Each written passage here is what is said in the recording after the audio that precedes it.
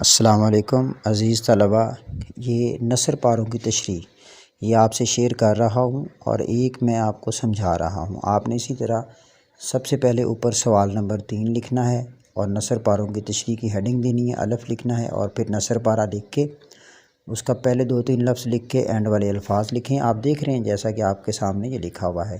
اس کے بعد حوالہ متن لکھنا ہے۔ یہاں پہ میں بتا دوں بہت سارے بچے غلطی کرتے ہیں، حوالہ متن اکثر جو ہے خط کشیدہ الفاظ کے بعد لکھ دیتے ہیں۔ یہ بہت بڑی غلطی ہے، یہ آپ لوگوں نے نہیں کرنی۔ حوالہ متن میں بیٹا 2 چیزیں ہوتی ہیں۔ سب سے پہلا ہے مصنف کا نام، جیسے میں نے لکھا ہوا ہے مصنف کا نام بھی سر سید احمد خان، اور اسی طرح آگے سبق کا عنوان۔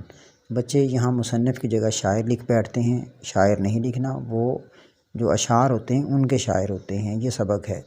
اور پھر اسی طرح سے سبق کا عنوان، یہاں پہ اکثر بچے سبق کا نام لکھ دیتے ہیں، یہ غلطی نہیں کرنی، ٹھیک ہے۔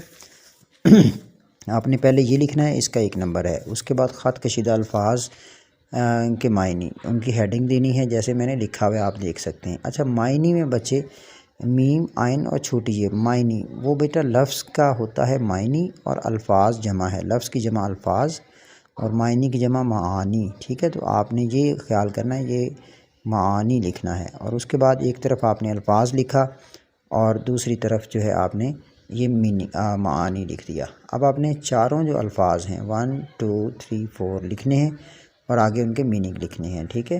میننگ آتے ہیں یا نہیں، اپنے چاروں الفاظ جو خط کشیدہ کیے گئے ہیں، جو انڈر لائن کیے گئے ہیں، یہاں پر یہ بھی ذہن میں رکھیں۔ اردو میں انڈر لائن لفظ کے اوپر لائن لگائی جاتی ہے، نیچے نہیں۔ انگلش میں ہوتا ہے نیچے لائن لگائی جاتی ہے، لیکن اردو میں جس لفظ کے اوپر لائن لگی ہوتی ہے وہ کہتے ہیں خط کشیدہ۔ تو یہ آپ نے لکھ کے اس کے بعد آپ کا اگلا پیج تشریح والا شروع ہو جائے گا۔